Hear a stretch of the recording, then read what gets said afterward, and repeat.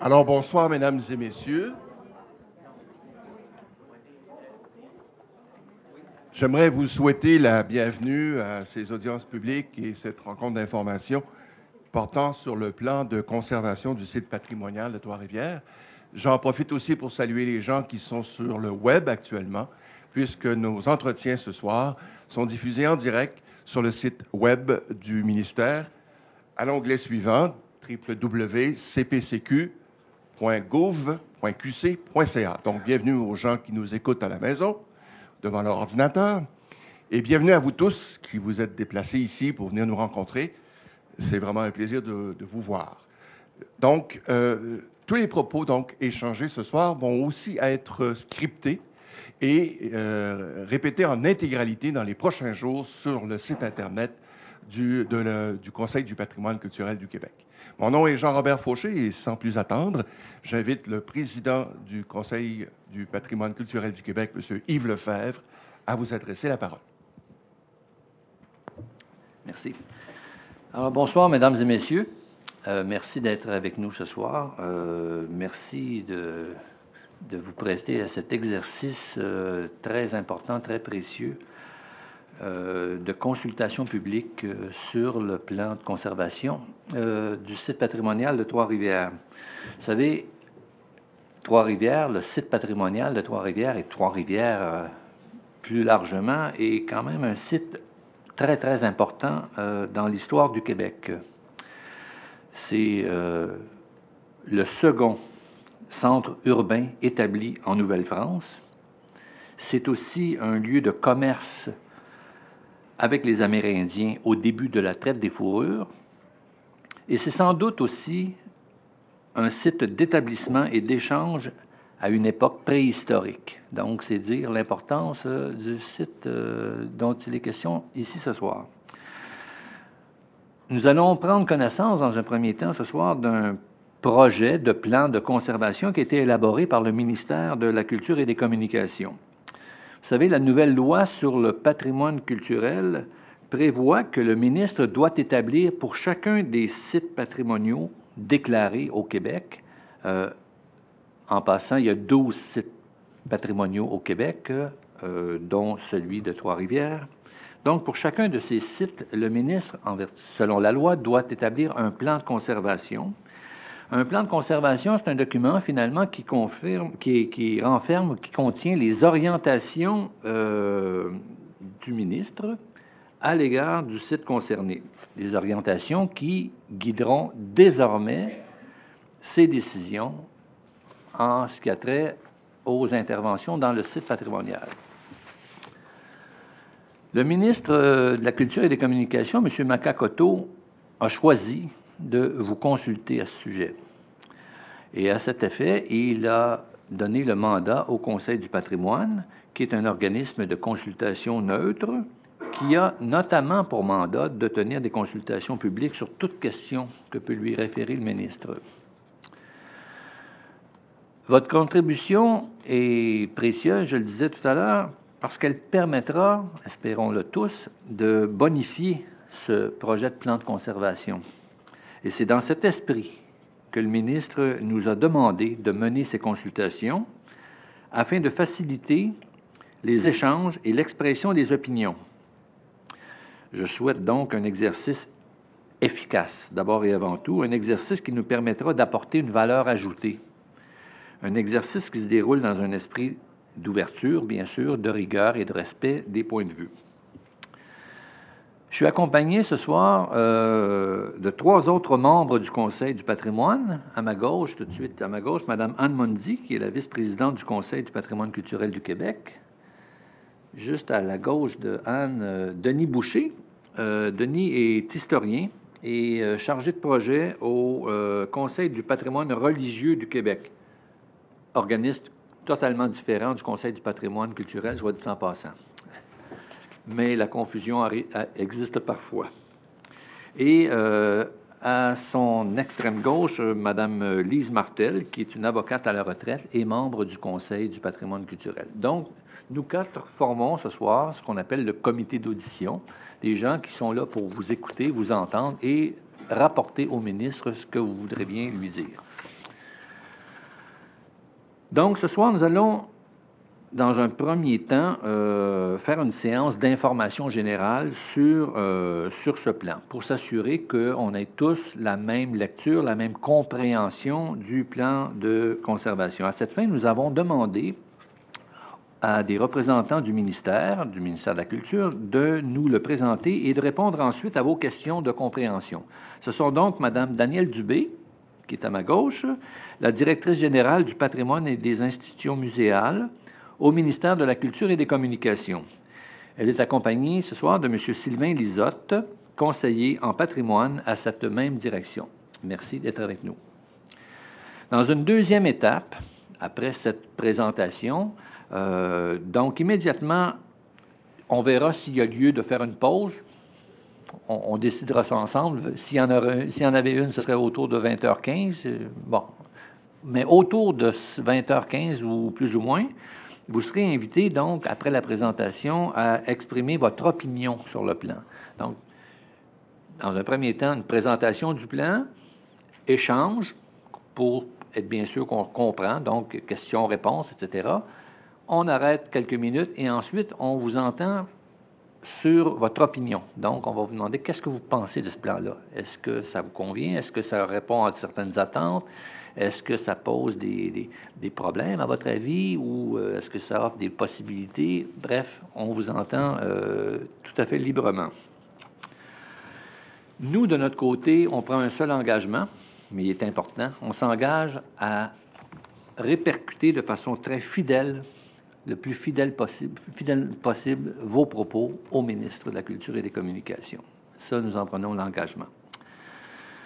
Je rappelle en terminant que le Conseil continuera de recevoir les mémoires écrits jusqu'à la fin du mois, à peu près jusqu'à la fin du mois. Et à cet égard, si des personnes souhaitent, soit ici dans la salle ou les gens qui nous regardent à la maison, si des gens veulent présenter un mémoire, je vous invite à consulter le site web du Conseil du patrimoine, dont l'adresse est à l'écran, pour voir de quelle façon nous faire parvenir un mémoire. Vous savez, faire parvenir un mémoire, des fois, c'est une terminologie qui peut être un peu rebutante, mais ça peut être aussi simple qu'une petite lettre ou un courriel ou un mémoire, pour nous, n'est pas nécessairement un document de 100 pages ou 200 pages. Là. Ça peut être une opinion écrite qui peut prendre la forme que vous souhaitez. Donc, pour assurer le bon déroulement de la soirée, nous avons demandé à Jean-Robert Fauché, que vous connaissez tous grâce à Second Regard. Tout le monde écoute Second Regard. Écoutez. Oui. Donc, Jean-Robert va agir à titre d'animateur avec nous ce soir. Je vous remercie donc de votre intérêt et je vous souhaite une bonne soirée. Merci. Merci, M. Lefebvre. Second Regard, c'était dans une autre vie. Cela étant dit, passons tout de suite à la première étape de cette soirée d'information. Toute petite précision. On prendra un bon 45 minutes avec Mme Dubé et M. Lisotte pour présenter le plan, mais il y aura une période d'échange avec vous si vous avez des questions à poser, d'éclaircissement concernant ce plan. Ensuite, comme le disait M. Lefebvre, on verra si on va à la pause, mais je dis tout de suite aux gens qui voudraient présenter un document PowerPoint ce soir, de le faire après la présentation de Mme Dubé et M. Lisotte, après la période d'intervention avec eux. On pourra déjà transférer vos documents sur le portable du ministère afin qu'on puisse, lors de l'audition, vers 20h15, 20h30, pouvoir voir votre PowerPoint. Cela étant dit, Mme Dubé, M. Lisotte, la parole est à vous. Merci beaucoup. Bonsoir à tous.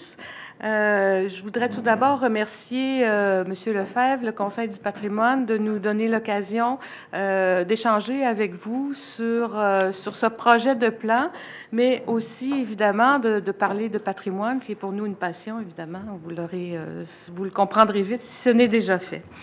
C'est d'autant plus intéressant pour nous, à ce moment-ci, de pouvoir rencontrer les citoyens, les organismes qui vivent avec les sites patrimoniaux, que nous sommes à un peu plus d'1 an du début de la mise en œuvre de cette nouvelle loi sur le patrimoine culturel qui est entrée en vigueur le 19 octobre 2012.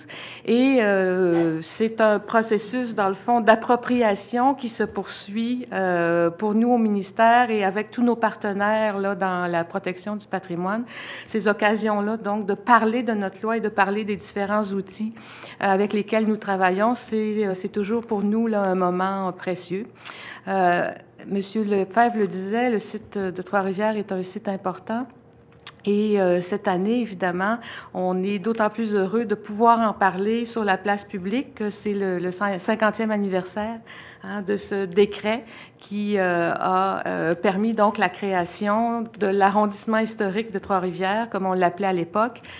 Appellation qui a été changée avec l'entrée en vigueur de la nouvelle loi. On parle maintenant du site patrimonial déclaré de Trois-Rivières.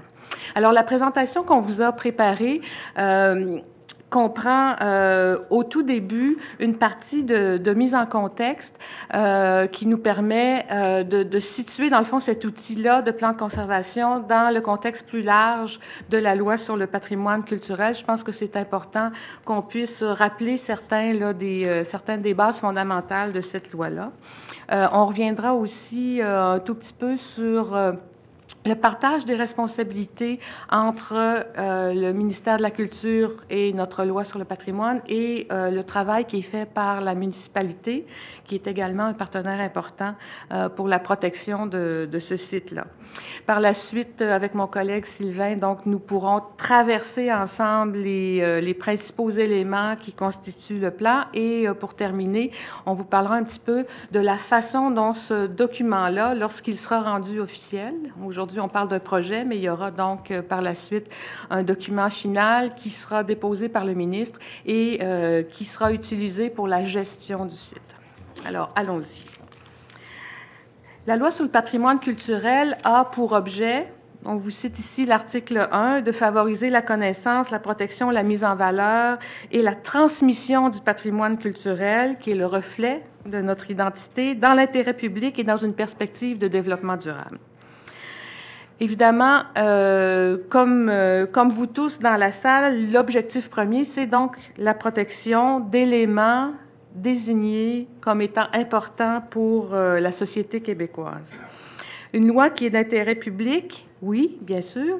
C'est une loi qui, je le rappelle, et peut-être dans la salle, nous avons des propriétaires d'immeubles qui sont situés dans la salle. C'est une loi qui permet au ministre de contrôler des propriétés privées, donc d'imposer des contraintes sur des propriétés privées qui ont été auxquelles on a attribué un statut, donc les immeubles qui sont dans le site là, pour le cas qui nous occupe aujourd'hui.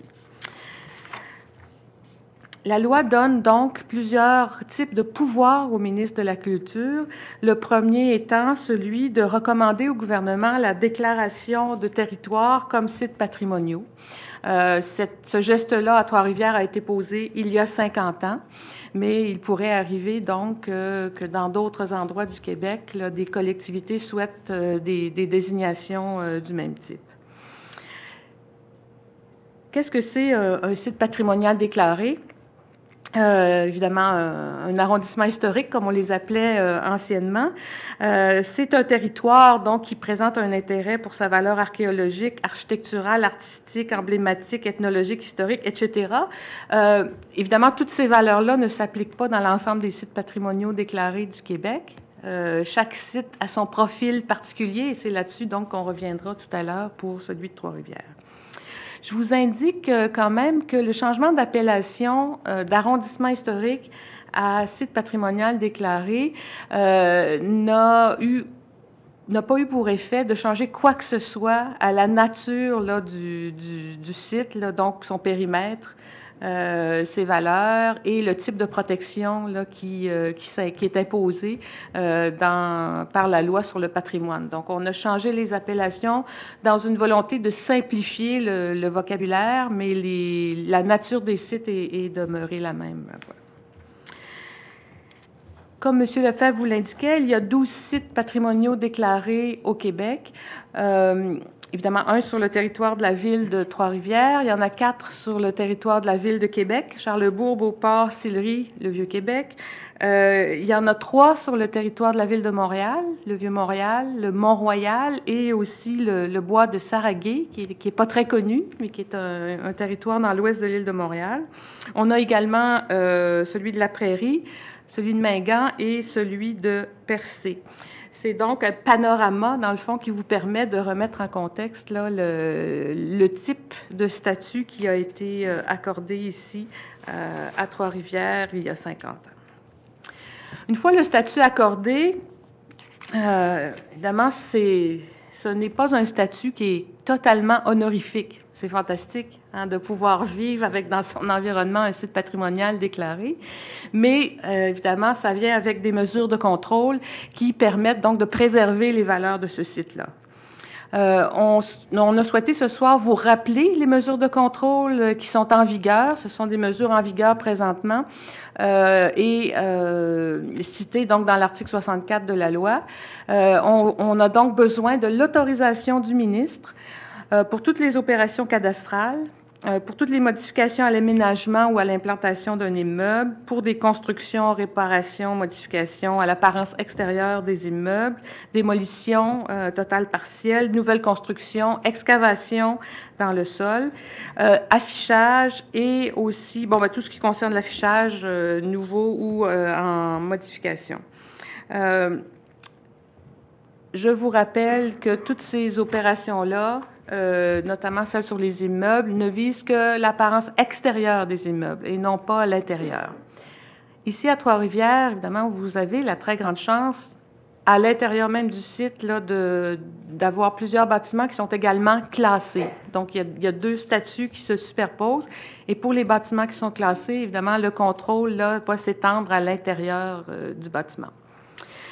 Sylvain reviendra tout à l'heure sur la liste des bâtiments classés. Par ailleurs, il est important que nous puissions aussi faire le rappel aujourd'hui des interventions qui ne sont pas visées par le contrôle du ministre, parce qu'il y a quelquefois une certaine confusion dans l'esprit des gens.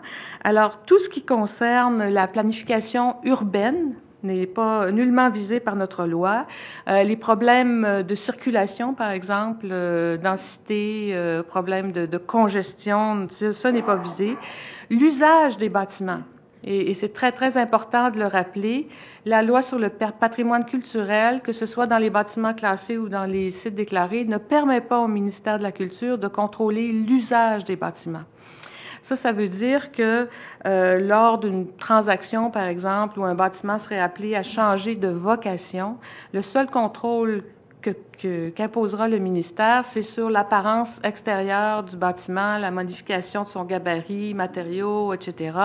Mais qu'un bâtiment devienne un hôtel, une prison, un centre commercial, ce n'est pas un critère qui fait partie de l'analyse du ministère. Évidemment, je vous cite rapidement les autres objets qui ne sont pas visés, mais les aménagements intérieurs, on en a parlé. La protection des espèces naturelles. Hein, de nos jours, les gens sont très, très attachés, par exemple, aux arbres.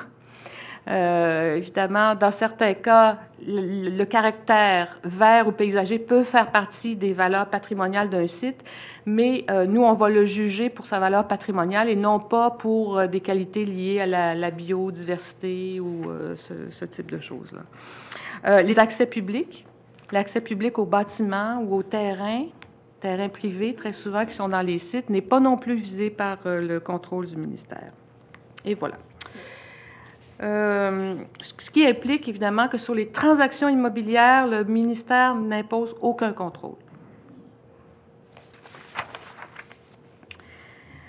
Rappel rapide là, du processus de délivrance des autorisations pour toutes les interventions que nous avons énumérées précédemment.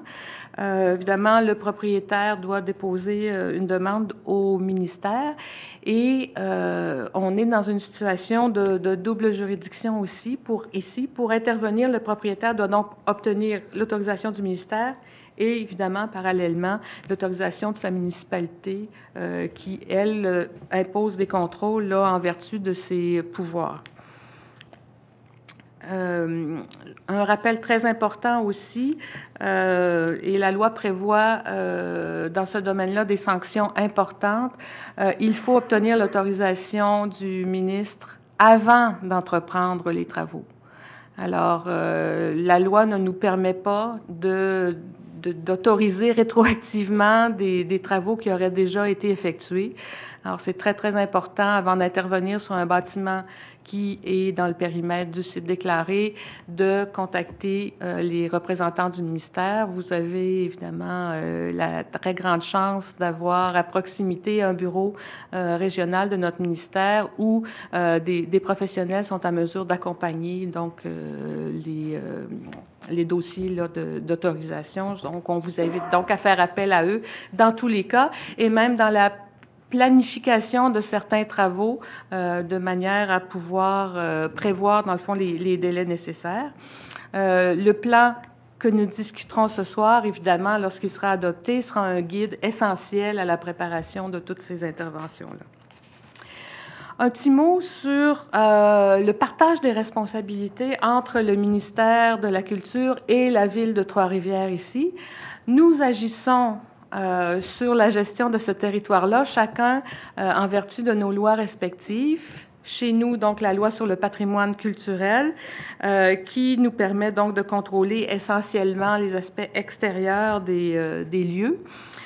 Et la Ville de Trois-Rivières, en parallèle, qui, elle, va s'intéresser plus à d'autres aspects en vertu de la loi sur l'aménagement et l'urbanisme et de la loi sur les compétences municipales. Et c'est la Ville qui continue, donc, comme elle l'a toujours fait, à s'occuper des usages, de la planification urbaine, de l'affectation des sols, de tout ce qui concerne le développement, dans le fond, de son territoire. C'est un rôle important que nous envisageons toujours dans une perspective de partenariat. Hein, le patrimoine est une responsabilité partagée et notre principal interlocuteur dans cette action qui se situe dans le long terme, c'est bien sûr la Ville de Trois-Rivières.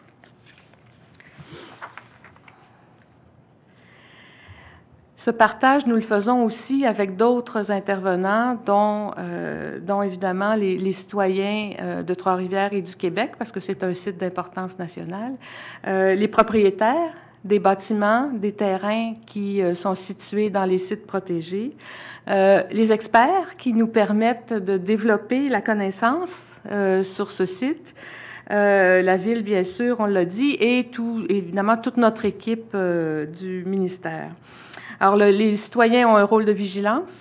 Hein, on compte beaucoup sur eux pour participer, dans le fond, hein, à cette veille qui permet la conservation de ce site-là. Les propriétaires, évidemment, jouent un rôle essentiel par l'entretien des bâtiments, l'entretien des terrains. Et à ce titre, le ministère tente de les soutenir par de l'aide financière là, dans les cas où les travaux sont admissibles. La Ville, évidemment, joue son rôle de planification et qui est quand même beaucoup plus large que le nôtre, il faut le rappeler. Hein. Nous, on est vraiment centré sur les valeurs patrimoniales essentiellement. En conclusion, je vous rappelle un autre élément qui est très important pour lequel, qui est dans l'ADN, je vous dirais, de la loi sur le patrimoine culturel. La gestion du patrimoine est une chose complexe. Il n'y a pas deux bâtiments semblables, il n'y a pas deux contextes semblables. L'île d'Orléans et Trois-Rivières, c'est pas du tout la même chose, le Mont-Royal non plus. Alors, c'est une loi qui est basée sur le pouvoir discrétionnaire du ministre, ce qui fait que chaque projet d'intervention, aussi petit soit-il, un changement de toiture, construction d'un nouvel édifice, démolition d'un édifice, aménagement d'un parc, chaque projet est donc analysé au cas par cas en fonction de son impact sur le lieu qui est protégé sur son environnement. Ce qui est un peu différent de la façon de travailler des municipalités qui, elles, ont des pouvoirs normatifs, qui vont prendre des décisions en vertu de règlements qui sont clairs et précis, qui vont dicter des hauteurs, qui vont dicter des dégagements, qui vont dicter des usages permis, dont les listes vont être exprimées de manière exhaustive dans les règlements. Alors, de notre côté, le ministre analyse chaque projet isolément et va le faire à la lumière des orientations qui sont contenues donc dans le document que nous vous soumettons ce soir. Alors, dans certains cas, puis je terminerai là-dessus, je ne vais pas faire une dissertation sur les partages de pouvoir avec les villes, mais dans certains cas, il peut arriver que le ministère soit plus exigeant que la municipalité. Dans d'autres cas, il peut arriver que le ministère le soit moins sur certains aspects et plus sur d'autres.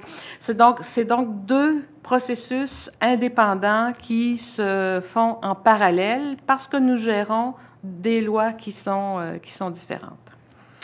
Alors, je vous remercie de votre attention. Je vais passer la parole à Sylvain Lisotte, qui est le principal artisan chez nous de l'élaboration des plans de conservation.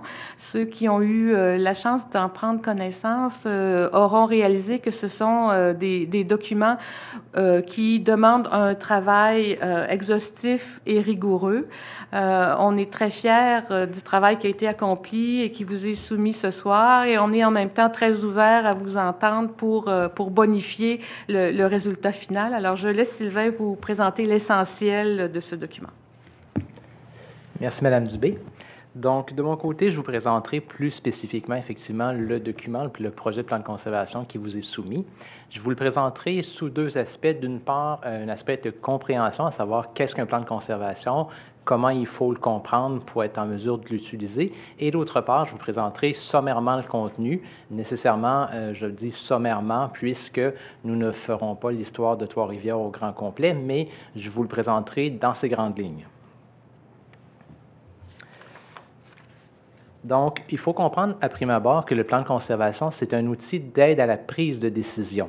Donc, quand on parlait, Mme Dubé a parlé de pouvoir discrétionnaire. Donc, c'est un outil d'aide à la prise de décision pour le ministre, pour les professionnels en patrimoine du ministère, ce qui fait que la forme du plan de conservation découle de ce besoin-là d'être un outil d'aide à la prise de décision.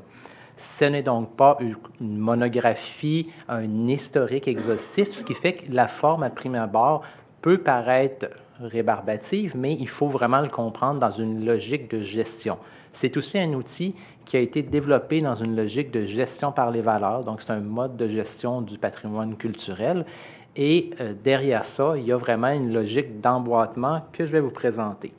Ce que je vous ai mis à l'écran, c'est un peu le processus complet. Donc, vous avez la déclaration d'un site patrimonial. Donc, dans ce cas-ci, Trois-Rivières, c'est 1964. Et ensuite, effectivement, vous avez le plan de conservation qui est l'outil de prise de décision.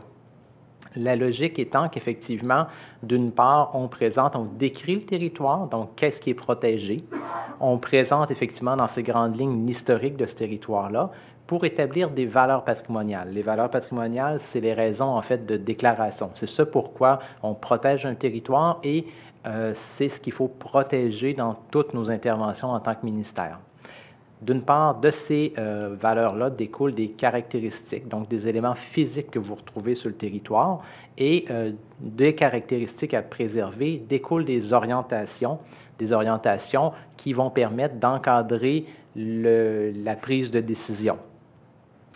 Et bien sûr, par la suite, il y a tout le processus d'analyse dans le cas d'une demande d'autorisation de travaux. Dans le cas de Trois-Rivières, je vous donne un peu la carte générale en bref.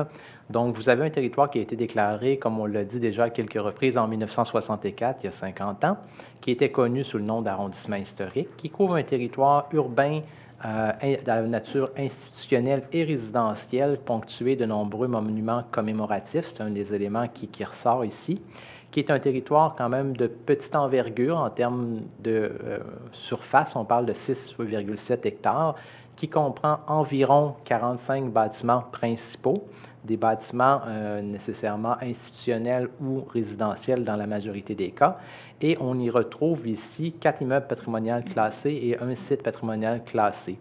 Donc, nos 4 immeubles sont la maison Hertel de la Frénière, maison Georges de Gane.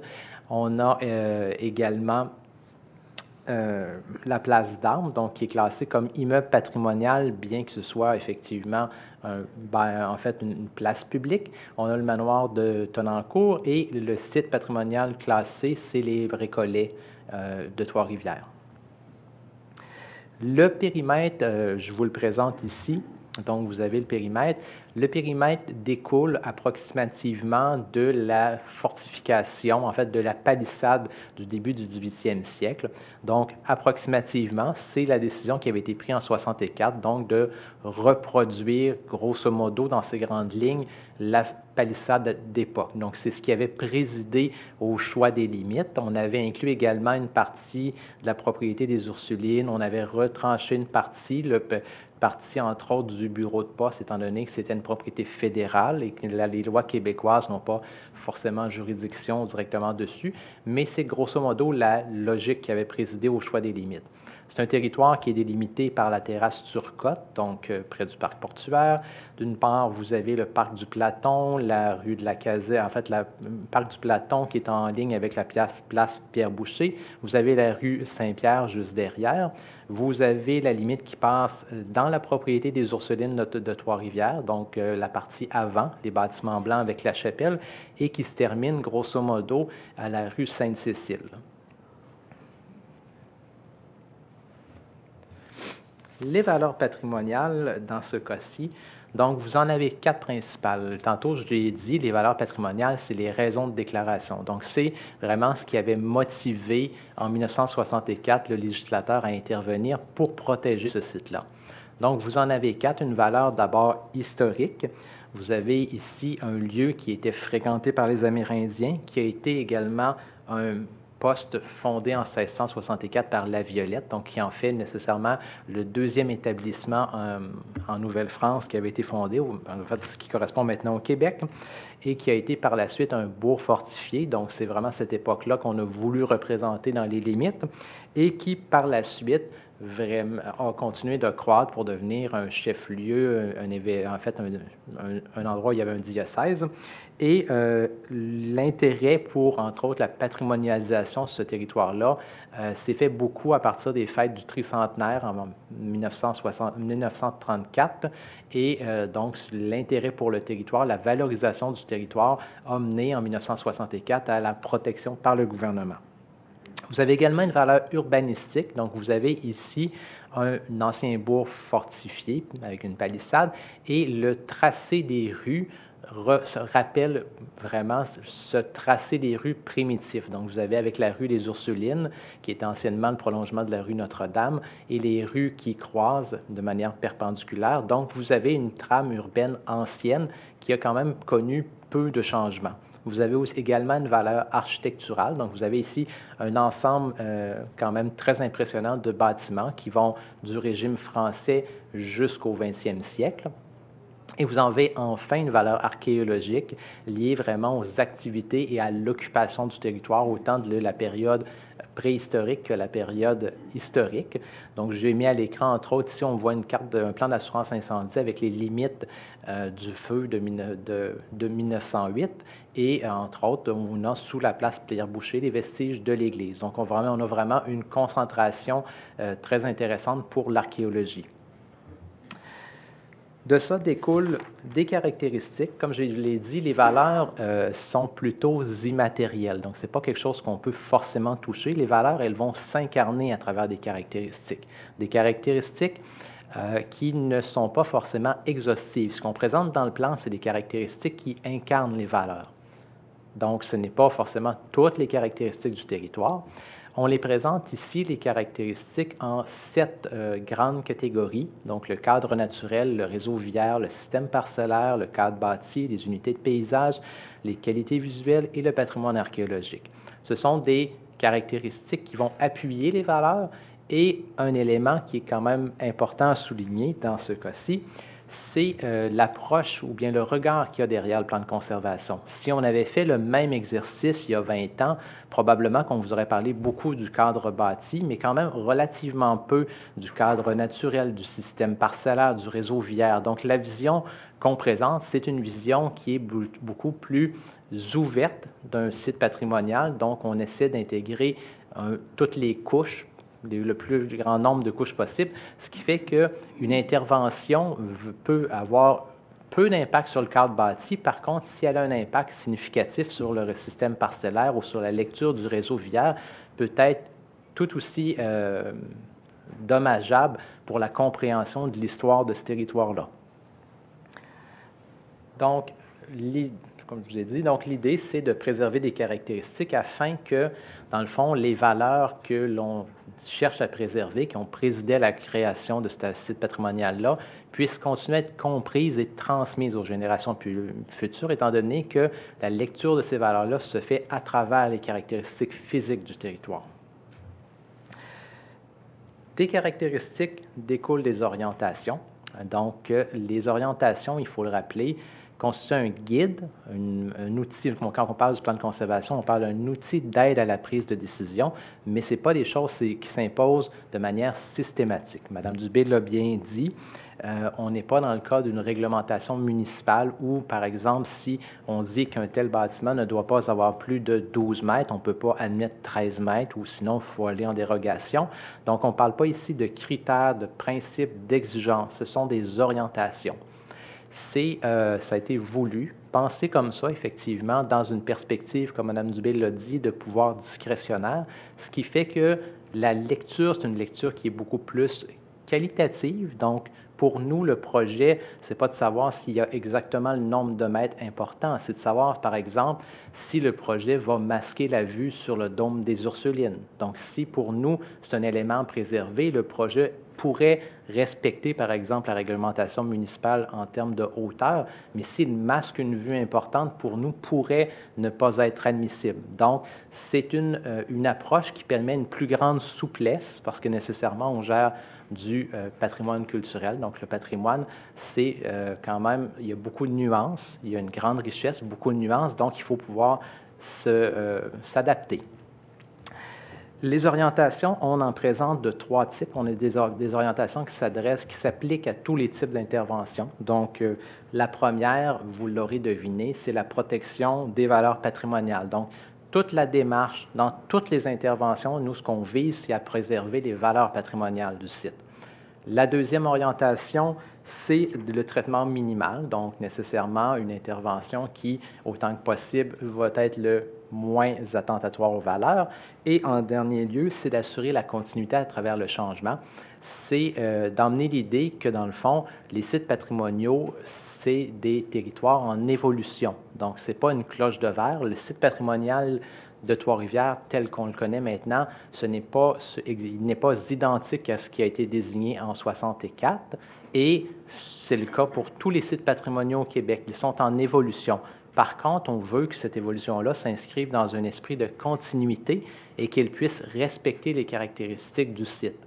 Donc, c'est l'objectif. Dans le fond, l'objectif, ce n'est pas d'en faire un musée à ciel ouvert et d'empêcher toute évolution si cette évolution-là respecte les valeurs et les caractéristiques du site. On a des orientations ensuite générales, donc des orientations qui vont s'appliquer à chacune des types de caractéristiques. Par exemple, des orientations générales sur le cadre bâti. Et on a enfin des orientations particulières qui, là, vont être très spécifiques. Mon orientation générale sur le cadre bâti, ça va être, par exemple, de favoriser la préservation et la restauration des bâtiments. Une orientation particulière, ça va être vraiment sur la toiture. Donc là, on va vraiment être capable de donner une information sur le type de tôle, par exemple, qu'on veut, le type d'intervention sur une maçonnerie ancienne. Donc, il y a une gradation du plus général jusqu'au plus particulier. Vous l'aurez vu, si vous allez le constater, il y a beaucoup d'orientations parce que nécessairement la gestion du ministère est assez vaste.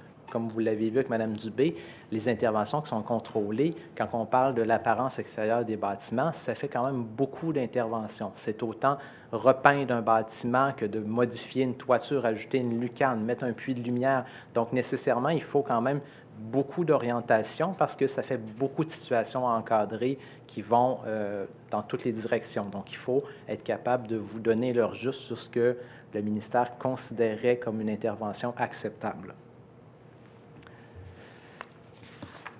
Donc, je passe directement au contenu. Donc, pour le premier élément de caractéristique dans le site patrimonial de Trois-Rivières, je parle du cadre naturel. Donc, c'est tous les éléments qui sont plutôt topographie, hydrographie, végétation. Madame Dubé l'a dit, on parle de cadre naturel dans une perspective de patrimoine culturel. Donc, pour nous, ce qui est intéressant, c'est le cadre naturel historique, non pas les éléments, par exemple, qui pourraient témoigner de la biodiversité ou, par exemple, de la faune, de la flore. Donc, c'est une nuance importante à faire puisque notre loi nous permet d'intervenir sur le patrimoine culturel, donc dans une perspective vraiment historique. Donc, ici à Trois-Rivières, donc, vous avez un site qui est situé en bordure du fleuve Saint-Laurent, au confluent de la rivière Saint-Maurice, bien que dans les deux cas, les limites du site n'incluent pas ces deux cours d'eau, mais il fallait le rappeler étant donné que c'est vraiment un lieu qui a été choisi pour cette raison, pour la raison de son emplacement stratégique. C'est un lieu qui comprend une terrasse sablonneuse, donc ce qu'on surnommait le platon, qui est beaucoup moins perceptible maintenant puisqu'elle a été largement arasée au fil des ans, mais il y a quand même encore un dénivelé. Donc, si vous êtes dans le secteur de la place Pierre-Boucher, le bureau de poste et le parc à côté, vous avez un endroit qui surmonte. Donc, c'est vraiment le lieu de fondation de Trois-Rivières. On a un territoire qui comprenait un ancien ravin jusqu'au 19e siècle et qui comprend une couverture végétale importante, donc des arbres anciens, donc autant autour des propriétés en arrière-cour. L'orientation principale qui en découle, comme je l'ai dit, donc nous, on travaille dans une perspective historique de patrimoine culturel, donc c'est de préserver les caractéristiques historiques du cadre naturel, notamment celles rattachées à la topographie et au couvert végétal du territoire. Pour ce qui est du réseau viaire, donc réseau viaire, dans ce cas-ci, on parle vraiment du système des rues et des espaces libres de construction qui avoisinent les rues. Donc, dans ce cas-ci, à Trois-Rivières, vous avez une trame d'origine en damier, donc qui découle d'une planification qui a été faite au 17e siècle, et cette trame-là, elle est encore perceptible maintenant. Un des éléments très importants, une des vues très importantes ici, si vous êtes sur la rue des Ursulines, vous arrivez de la place Pierre-Boucher, vous avez la vue sur le monastère des Ursulines. Bien, effectivement, si vous regardez les cartes anciennes, il y avait ce décroché dans le parcours de la rue qui était là historiquement. Donc, on a vraiment gardé les caractéristiques du réseau viaire. On a une implantation des bâtiments en bordure des rues, une étroitesse des emprises. Vous avez l'importance de la rue des Ursulines, qui est vraiment la trame historique et vraiment la structure du site patrimonial vraiment tourne autour de la rue des Ursulines. Vous avez des rues perpendiculaires, rue des Casernes, rue Saint-Pierre, rue Saint-Jean, rue Saint-Louis, rue François-Xavier. Et vous avez des parcours de raccordement. Donc, quand on parle parcours de raccordement, c'est des rues qui ne sont pas forcément planifiées pour être construites, mais pour joindre, par exemple, la rue des Ursulines avec la bordure du fleuve. Par exemple, la rue de l'Hôpital, la rue de l'ancienne rue de la Poudrière permettait de descendre vers le fleuve, mais n'était pas conçue pour accueillir des propriétés comme l'ont pu être, par exemple, la rue Saint-Pierre. Et vous avez un des éléments importants, la présence d'espaces publics, donc notamment la place Pierre-Boucher et la place d'Armes. Donc, je vous présente sur carte les éléments. Donc, vous avez le parcours directeur, quand je parlais vraiment, c'est vraiment la colonne vertébrale du site patrimonial, vous le voyez, avec son décroché au niveau du monastère. Vous avez les rues perpendiculaires, donc sont majoritairement des parcours d'implantation où vraiment on ouvrait les rues pour permettre la construction.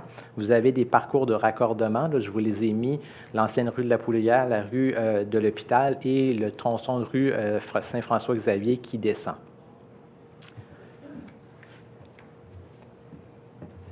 Je vous présente également le système parcellaire. Donc, je vous présente en fait sur la même carte parce qu'on a fusionné les deux informations. Donc, vous avez un système parcellaire ici, encore là, qui découle des premiers temps de l'implantation à Trois-Rivières. Donc, vous avez de grands lots qui correspondent aux grandes propriétés institutionnelles, par exemple les Ursulines. Vous avez le grand lot, effectivement, l'ancien lot des Récollets de Trois-Rivières. Vous avez celui avec les Filles de Jésus. Vous avez également des lots de plus petite taille qui étaient vraiment développés pour de l'habitation. Donc, vous en avez de plus anciens, donc avec des lots de plus petites dimensions, avec des bâtiments plus petits. Vous avez des lots de quand même plus grande dimension, par exemple en bordure de la terrasse Turcotte, donc pour accueillir des maisons unifamiliales d'un autre standing. Et vous avez également de petits lots, par exemple sur la rue Saint-Pierre, où vous aviez des bâtiments qui sont pratiquement mitoyens étant donné de l'étroitesse des lots. Dans les deux cas, ce que l'on cherche à préserver, pour le réseau Villers, c'est les valeurs, conserver et mettre en valeur les caractéristiques historiques du réseau Villers. Donc, c'est vraiment de préserver ce qui rappelle les origines. Donc, souvent, pour ces éléments-là, nous, on travaille avec des cartes anciennes. Donc, vraiment, on va revoir qu'est-ce qu'on avait sur ces cartes-là. Et si, par exemple, on nous proposait une intervention qui changerait, qui modifierait considérablement un tracé ancien, bien effectivement, ce serait quelque chose dont on questionnerait, disons, la pertinence, étant donné qu'on veut les préserver. Ici. Pour ce qui est du système parcellaire, on veut rappeler effectivement le parcellaire ancien.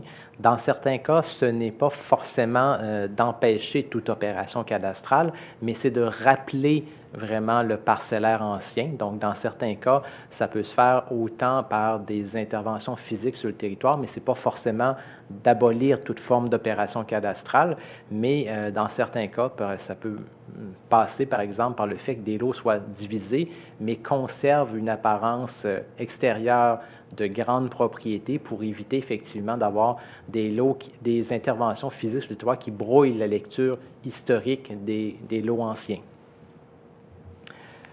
Pour ce qui est du cadre bâti, donc, dans un premier temps, je vous ai présenté tout à l'heure les bâtiments qui sont protégés en vertu de la loi, donc qui ont des immeubles patrimoniaux classés et le site patrimonial classé.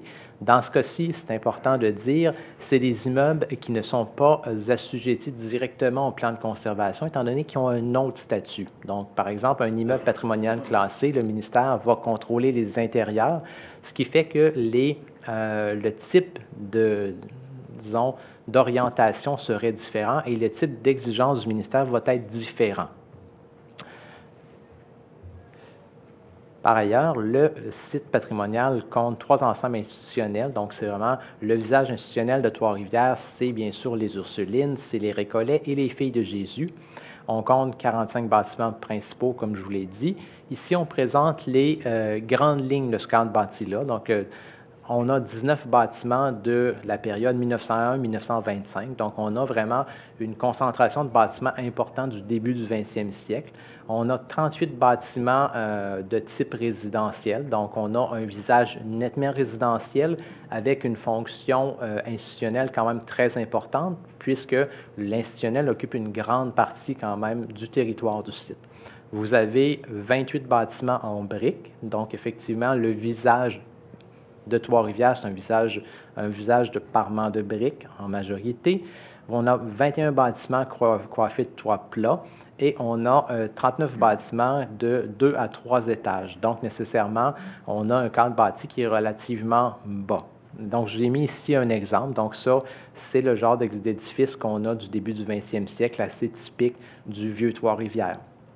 On a quelques bâtiments secondaires et on doit noter également la présence de 6 monuments commémoratifs. Donc, c'est vraiment, tantôt je parlais des fêtes du tricentenaire de Trois-Rivières, donc on a un début important de valorisation de l'histoire de Trois-Rivières. Donc, on a des témoins importants de ça, entre autres le Flambeau, qui est un monument très important. Donc, je vous les présente sur plan. Je vais aller rapidement pour avancer.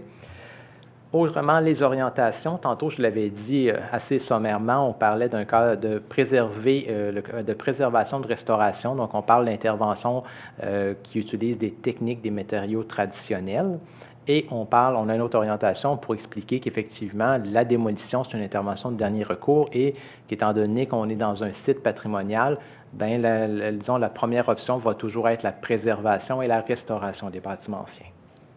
Les unités de paysage, rapidement, c'est des bouts de territoire qui possèdent des caractéristiques distinctives.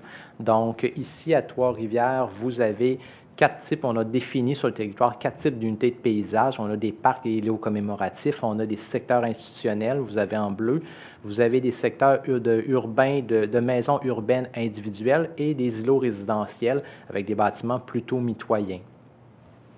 Donc, c'est des unités. En fait, l'objectif dans ces cas-ci, l'orientation, c'est de garder une certaine uniformité entre ces unités-là pour éviter, par exemple, qu'une grande propriété institutionnelle finisse par avoir l'air d'une unité résidentielle, par exemple, extérieurement. Pour ce qui est des qualités visuelles, ça, tantôt, je parlais d'une lecture un peu plus plurielle du patrimoine qu'on présente dans les plans de conservation. Donc, ça, c'est quand même une nouveauté importante. Donc, on l'a défini, les qualités visuelles, en 3 points principaux, à savoir les points d'observation, les percées visuelles et panoramas et des points de repère. Donc, ici, on a beaucoup le percée visuel du fait qu'on a de larges ouvertures dans le cadre bâti. Donc, on a des percées visuelles et panoramas qu'offrent entre autres le parc du Platon, la terrasse sur Côte et le jardin des Ursulines.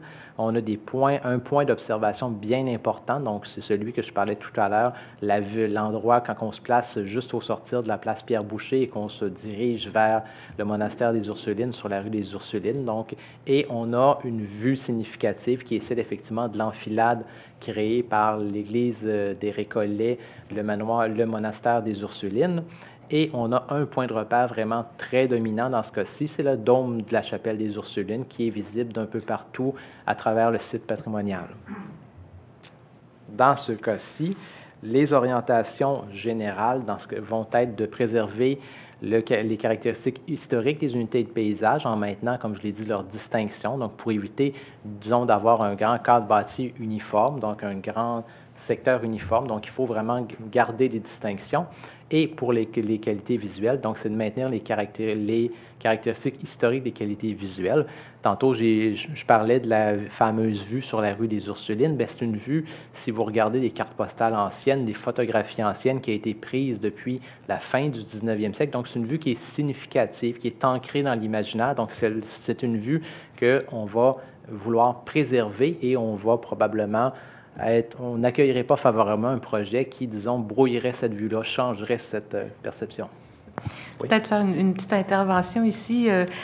Certains d'entre vous ont peut-être connaissance que nous avons sur notre site web au ministère un module de formation en ligne qui permet d'apprivoiser les grandes lignes de la loi sur le patrimoine culturel.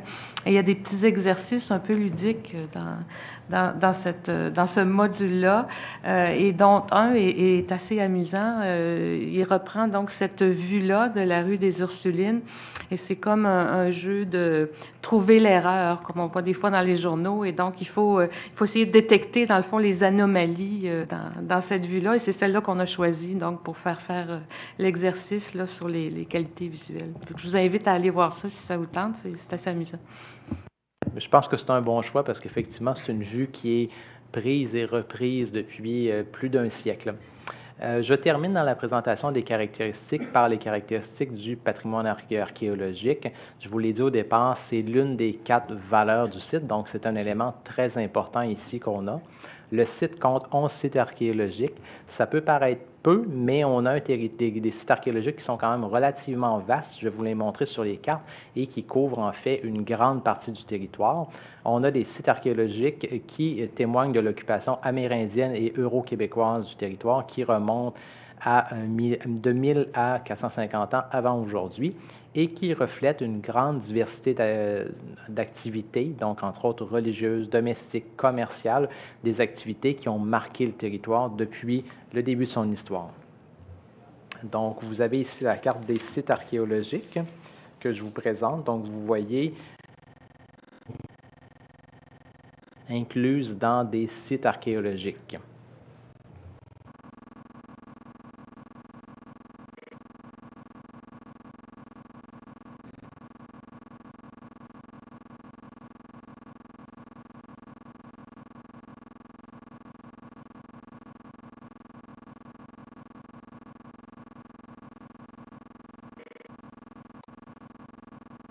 Comme le disait Sylvain, à guider la prise de décision du ministre lorsqu'on lui demande des autorisations pour intervenir sur les territoires protégés.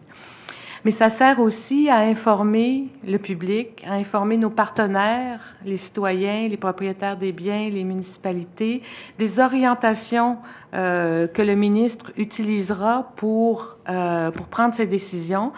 Ça en fait donc un outil de planification pour les gens qui ont à intervenir sur le territoire.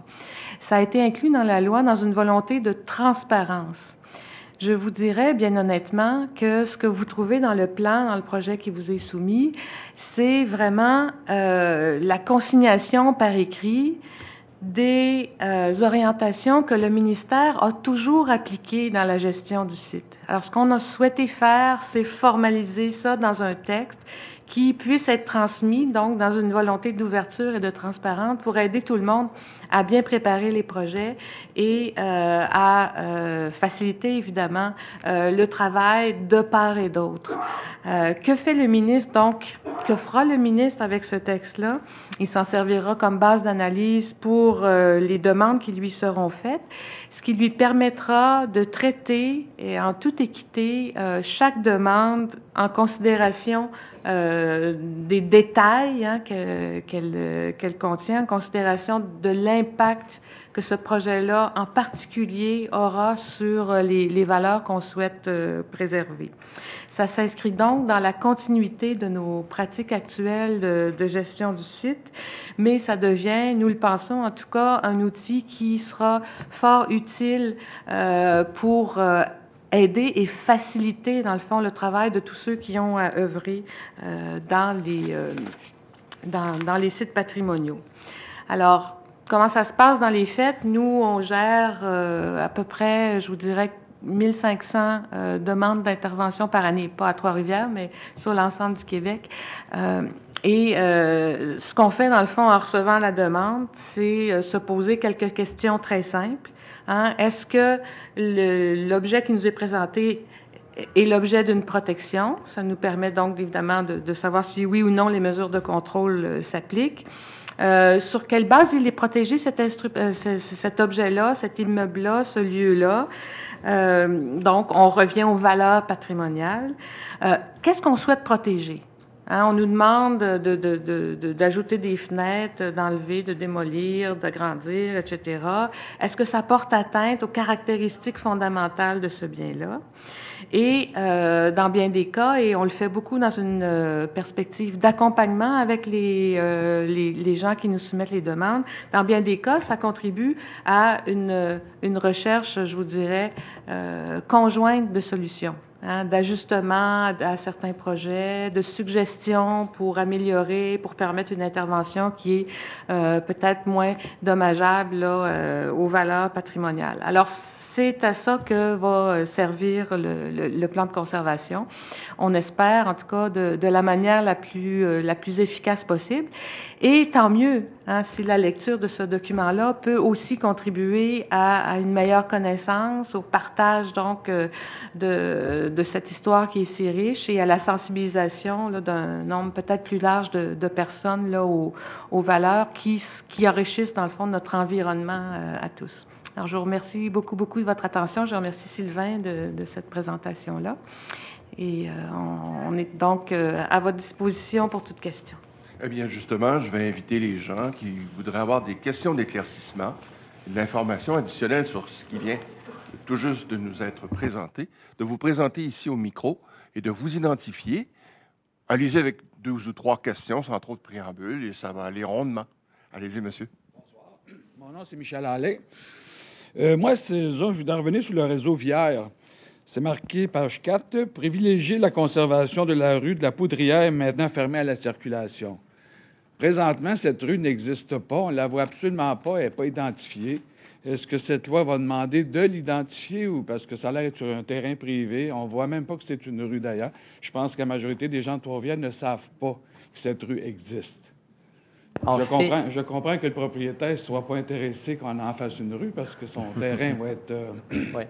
Bien, en fait, dans ce cas-ci, ce que ça pourrait, par exemple, faire dans une perspective de gestion, c'est s'il présentait le propriétaire ou quelqu'un qui serait dans le tracé de cette rue-là, présentait un projet pour construire directement dedans ou pour modifier, parce qu'en ce moment, il y a quand même une vue ouverte, donc présenter un projet, bien, effectivement, là, on pourrait effectivement juger le projet peut-être, tout dépendant des détails, moins intéressant, puisqu'il va effacer complètement les traces de cette rue-là.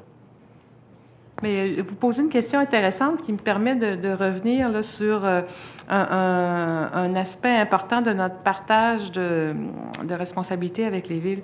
Nous, on est dans une situation, et c'est ce que la loi nous impose, de juger lorsqu'un projet nous est déposé. Hein? Donc, tant que personne n'interviendra pas sur ce bout de terrain-là où il y avait anciennement une rue, ben on se posera pas la question. C'est pas notre rôle d'intervenir à la place des propriétaires.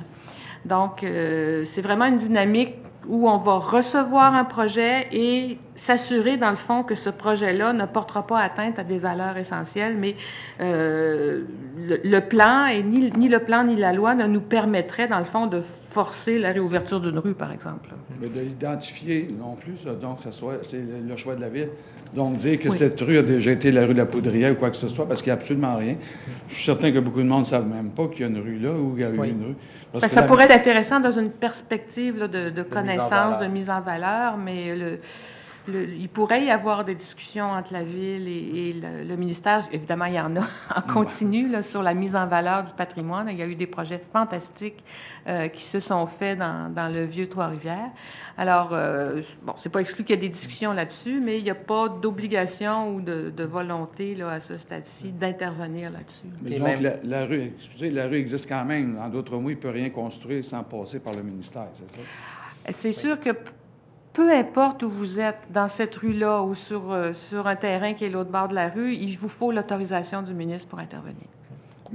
Et même dans une perspective de projet de mise en valeur, le projet de mise en valeur pourrait être présenté par la Ville, par exemple.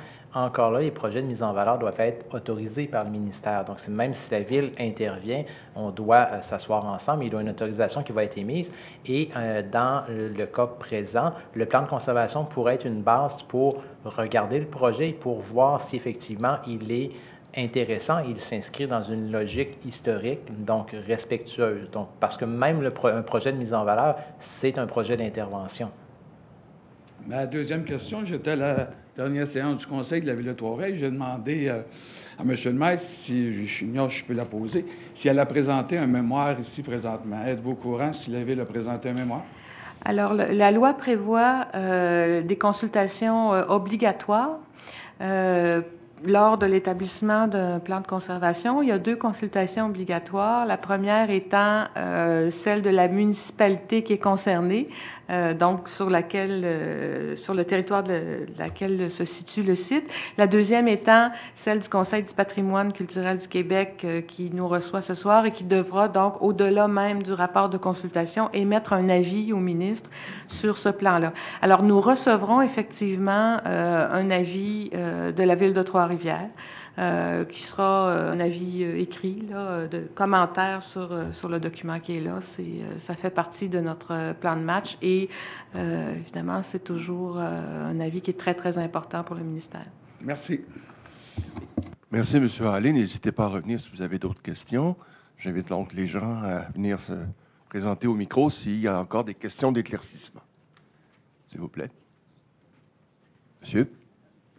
Bonjour, Louis Gilbert. Petite question sur les limites de l'arrondissement historique. Je ne sais pas si... je sais que c'est pas vous personnellement qui les avez décidées. J'imagine. Visiblement pas. C'est très gentil de le dire, ça paraît. On dit que c'est basé sur les fortifications de Trois-Rivières et les projets de fortification de Levasseur de Néré. Par contre, le projet, vous l'avez dans le plan lui-même, là, la page 31, le projet de fortification de Levasseur de Néré englobait le terrain arrière des Ursulines de Trois-Rivières. Je me suis toujours demandé pourquoi ça avait été exclu des limites de l'arrondissement historique et s'il y avait un potentiel de peut-être l'y inclure éventuellement. Je vais te laisser le temps de regarder ça, Sylvain, mais sur la deuxième partie de votre question, la révision des limites d'un site patrimonial est un exercice qui est possible. Évidemment, qui n'est pas à l'ordre du jour aujourd'hui parce que le document qu'on présente, évidemment, il porte sur le site dans sa configuration actuelle. Évidemment, c'est un exercice qui est quand même assez lourd. Et pour lequel, donc, il y aurait potentiellement là, une consultation publique plus générale. Alors, évidemment, comme vous l'avez mentionné, évidemment, on n'était pas là à l'époque, mais Sylvain, peut-être tu peux nous éclairer sur ce qu'on sait, en tout cas, de la base de prise de décision à Oui, l'époque. bien, en fait, dans le cas des délimitations des sites patrimoniaux, la plupart se sont faits dans les années 60, donc on parle grosso modo de 64, c'était la grande année. Donc, il y avait une base historique. Donc, habituellement, il y avait on arrive à comprendre, parce que les documents d'époque sont muets, on le dit nulle part, donc on le déduit par arrière-coup. Dans ce cas-ci, on a déduit que c'était la base, effectivement, du plan qu'on présente.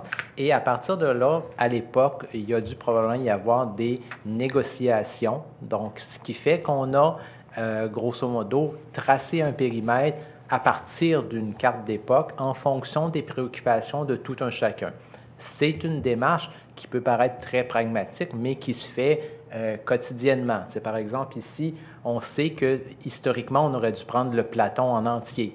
Donc, on avait une propriété fédérale, donc qui était bien au courant à l'époque qu'assujettir une propriété fédérale, c'était compliqué et qu'on allait probablement avoir une contestation du fédéral. Donc, on l'a simplement enlevé. Et pourquoi l'arrière de la propriété des Ursulines a été enlevé, je ne le sais pas précisément. Peut-être qu'on a consulté à l'époque les Ursulines et qu'on s'est entendu sur le fait de retenir l'avant. Ces genres de discussions qui ont probablement eu cours. Et troisième élément, souvent les périmètres étaient des périmètres qui étaient proposés. Donc, on sait par exemple à Québec, dans le cas de Sillery, c'était là vraiment la ville de Sillery qui avait demandé à la Commission des monuments historiques à l'époque de décréter et avait suggéré directement le périmètre. Donc, et c'est ce qu'on avait fait donc dans une logique très pragmatique, là. Si vous permettez, je fais un autre commentaire sur des projets de révision de limites de sites. C'est important de se poser la question de la plus-value de l'ajout ou du retrait parce que quand on se met à ouvrir ce débat-là, il y a des gens qui vont vouloir aussi retrancher peut-être des parties de territoire. Et donc, qu'est-ce qu'on chercherait à faire en ajoutant des parties de territoire? Est-ce qu'on cherche un niveau de protection supérieur pour certains bâtiments très importants? Ça peut être une raison. Est-ce qu'on cherche l'accessibilité à de la financière? Ça peut être une raison. Donc, il faut vraiment se questionner sur le meilleur chemin à prendre, sur le meilleur outil pour arriver à nos objectifs. Parce qu'évidemment, si on inclut de nouvelles propriétés dans un site, évidemment, on impose un niveau de contrainte très important sur ces bâtiments-là. C'est pas toujours souhaité par tous les propriétaires. Donc, il y a un équilibre à trouver là-dedans aussi. Je me dis, de la façon que c'est... Allô? Oui. Oui.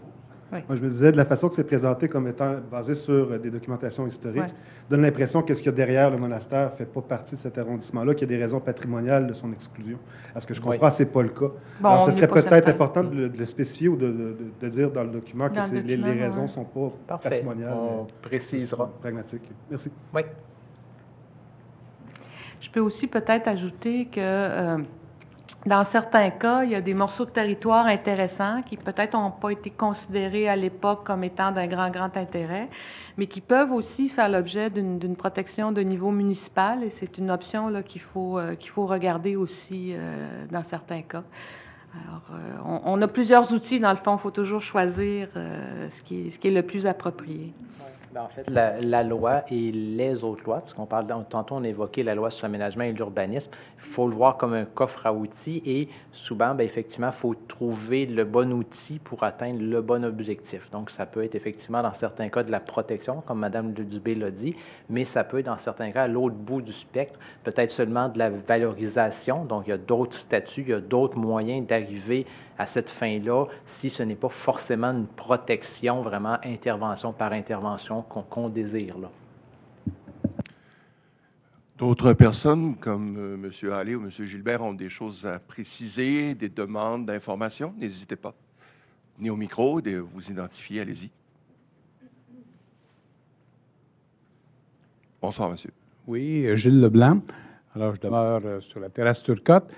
J'étais un peu surpris, sans doute que les salles a été consultées, mais quand on a fait le fameux escalier monumental, donc une forme très spectaculaire, très bien faite, mais on a quand même amputé à peu près le tiers du parc du Platon, qui est le parc fondateur.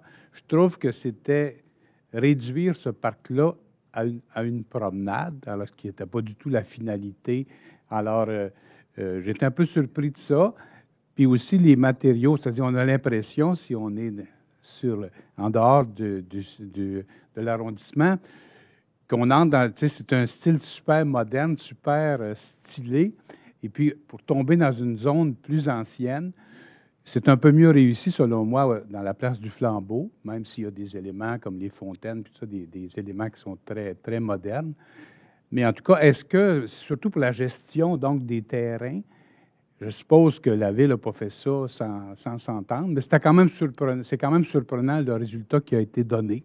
Alors, donc, c'est un emplacement qui est fait pour ceux qui ne sont pas dans le vieux Trois-Rivières, qui ne fréquentent pas le vieux Trois-Rivières. C'est plutôt pour ceux qui sont au port, ceux qui sont dans les commerces de la rue des Forges ou les visiteurs, la distraction, dans le fond. Alors, je voudrais avoir votre point de vue là-dessus. Bien, écoutez, je ne peux pas témoigner là, du détail des discussions qui ont eu à ce moment-là parce que j'étais pas présente. Mais ce que je peux vous dire, c'est que donc cette intervention-là, cet escalier-là est en partie dans le site et en partie à l'extérieur du site. Évidemment, nous, on pense de manière générale que de donner accès au plus grand nombre, c'est toujours une bonne idée, donc peut-être que ça peut contribuer. Mais sur le style, dans le fond, le design de l'intervention, et sous toute réserve, parce que j'étais pas présente là, à cette négociation-là, mais on a très souvent comme approche de favoriser, dans le fond, des interventions contemporaines, de manière à pouvoir les différencier, dans le fond, du corpus ancien. Donc là, évidemment, il n'y a aucune confusion possible. On comprend que c'est une intervention du 21e siècle et pas donc un escalier historique. C'est très facile à comprendre. Donc, pour nous, c'est quand même un critère intéressant. Et le développement, dans le fond, des formes plus contemporaines n'est pas exclu là, dans un site patrimonial. Pas d'emblée, en tout cas. Monsieur Leblanc, puis-je vous demander de venir au micro, s'il vous plaît? Allez-y, on a tout notre temps. Sauf que c'est peut-être le site le plus important de Trois-Rivières, le plus ancien. Quand on lit sur le développement, on sait que, d'abord, il n'y a aucun... C'était le lieu principal de rassemblement, d'échange avec les Amérindiens. Il y a une particularité à Trois-Rivières, c'est que les Amérindiens ont été accueillis à l'intérieur du fort. Ils sont demeurés. Il y a même eu un fief qui leur a été consacré. Ma maison est sur ce fief-là. Alors, donc, tu sais, c'est un peu surprenant quand même que pour le moment, je comprends que dans les marches, peut-être c'est ça qui est la réponse à ma question, on a mis des petites phrases qui rappellent l'histoire de Trois-Rivières. Les gens remarquent ça beaucoup aussi. Ça, je pense que c'est une belle trouvaille. Et aussi, c'est un escalier qui sert que 6-7 mois par année, parce que, évidemment, l'hiver, c'est pas entretenable. On a essayé d'aller monter dans la partie de droite, d'aller voir que... Alors, donc, je comprends quand même votre point de vue, qui est un point de vue un peu d'accès. Oui, puis ça fait partie de l'évolution du site. Puis, qu'est-ce que ça deviendra dans 100 ans? Bien, évidemment, on ne sera pas là, ni vous ni moi, pour le voir, mais on comprend donc que cette intervention-là, si on avait à intervenir dessus, évidemment, elle ne sera pas considérée comme voyons, une manifestation historique à conserver. Merci, M. Leblanc. D'autres personnes? N'hésitez pas. Est-ce qu'il y a des questions d'éclaircissement, des points obscurs dans le plan qui vous a été proposé, qui suscite chez vous un questionnement? Nous sommes là. N'hésitez pas. Sinon, il me reste à vous remercier, Mme Dubé, M. Lisotte, et nous allons, je pense, passer la parole à M. le Président. Oui, bon, peut-être une question. C'est M. Leblanc qui posait la question de la configuration du site tout à l'heure, ou est-il... C'est pas vous qui posez cette question-là? M. Gilbert, plutôt. Ah oui.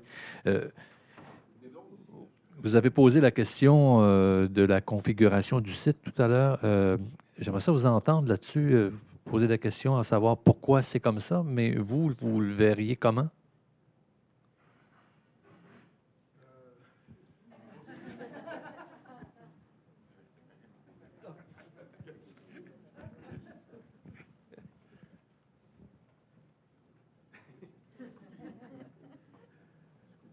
Je dois dire, d'abord, je suis archéologue. Tant que ça reste en dehors de l'arrondissement historique, ça fait mon affaire, je peux creuser. Le truc, c'est que, bon, c'est un terrain privé, évidemment. Et comme on m'a répondu, le fait que ça devienne protégé, ça amène certaines contraintes, bien évidemment, en plus de certaines possibilités aussi. Moi, je pense que si c'est exclu de l'arrondissement historique, il faudrait que ce soit spécifié des raisons pourquoi c'est exclu. Parce que partout où on l'écrit, on dit que c'est à cause des raisons, à cause de la palissade. On a essayé de suivre le projet de palissade ou la palissade qui existait déjà sur les lieux, et c'est pas le cas. Alors, ça donne un peu l'impression qu'il y a une base historique, qu'il y a une base patrimoniale à cette délimitation-là, qui n'est pas vraie.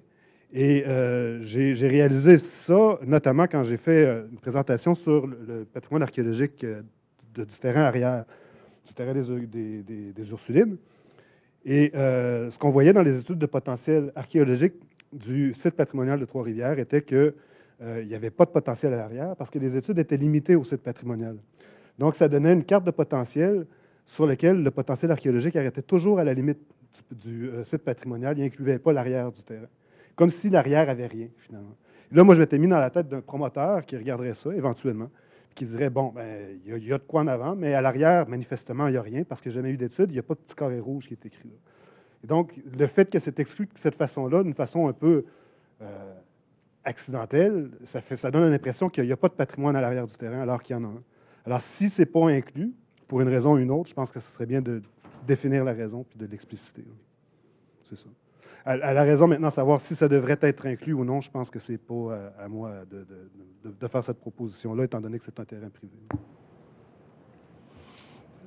Madame Dubé.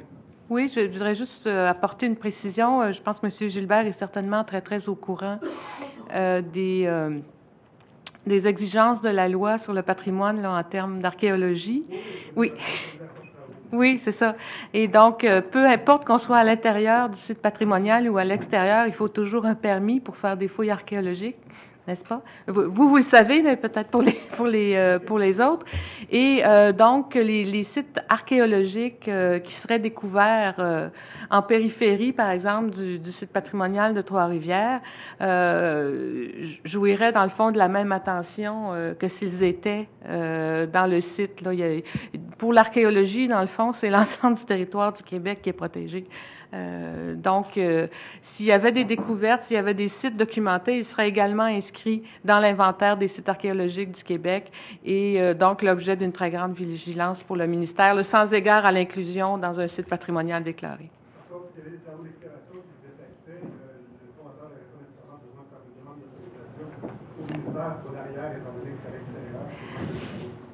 Exactement. Oui. Exactement. Et je vous dirais, évidemment, que s'il y avait découverte archéologique lors d'une excavation, ben ce serait évidemment là aussi l'objet d'obligation là, de la part des promoteurs qui font des excavations. Mais vous avez raison, il n'y a pas d'obligation d'autorisation de travaux, il y a simplement l'obligation d'obtenir des permis de recherche archéologique. pour faire l'archéologie. Absolument. Moi, comme je le dis, pour le dire au micro, simplement que pour faire des travaux d'archéologie, on aurait besoin d'un permis de recherche Oui. archéologique, mais des excavations qui ne seraient pas archéologiques, creuser une piscine, par exemple, évidemment, ça ne sera probablement pas à court terme sur le terrain arrière des Ursulines. Moi qui ai des projets dont je ne suis pas au courant. Mais donc, cette excavation-là ne demanderait pas un permis de recherche archéologique et dans le cas actuel, ne demanderait pas non plus une autorisation de travaux. Et s'il y aurait une découverte, ça serait seulement qu'au cas de découverte fortuite où le ministère serait avisé, il faudrait que l'excavateur soit au courant qu'il y a une découverte. Et si c'est une découverte préhistorique, il y a bien des chances, par exemple, qu'elle soit complètement ignorée et détruite. Donc, c'est un peu dans cette optique-là. Mais je peux peut-être vous donner une petite nouvelle qui est intéressante pour, en tout cas, ceux qui s'intéressent à l'archéologie et qui couvre une partie là, de vos préoccupations. On a procédé quand même on a une entente avec le ministère des Affaires municipales qui nous permet de travailler de manière préventive là, pour tous les travaux d'infrastructure dans les villes. Donc, pour les travaux, par exemple, que la ville de Trois-Rivières prévoirait dans les alentours du site déclaré, il y aurait donc des mesures préventives en archéologie. Donc, ça ne s'applique pas évidemment sur les terrains privés, mais dans le cas de travaux d'infrastructure municipale, on est beaucoup mieux équipé maintenant là, pour éviter justement qu'il y ait des sites archéologiques qui soient trouvés par hasard et pour lesquels, dans le fond, on n'aurait pas été en mesure là, d'assurer toute la protection nécessaire. Merci, M. Gilbert.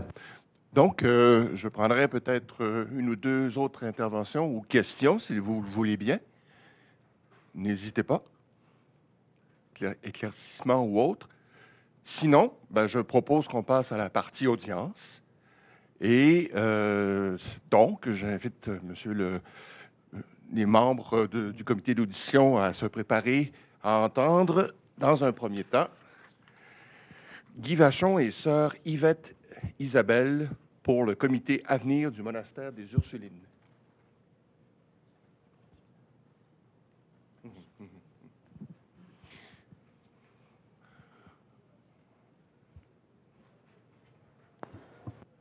Alors, même principe, vous identifiez au début et puis pour les besoins de la sténographie, s'il vous plaît. Merci. Alors, sœur Yvette Isabelle, Ursuline. Guy Vachon, chargé de projet. Monsieur le Président du Conseil du patrimoine culturel du Québec, Mesdames, Messieurs, les membres du comité d'audition, Mesdames et Messieurs, c'est avec beaucoup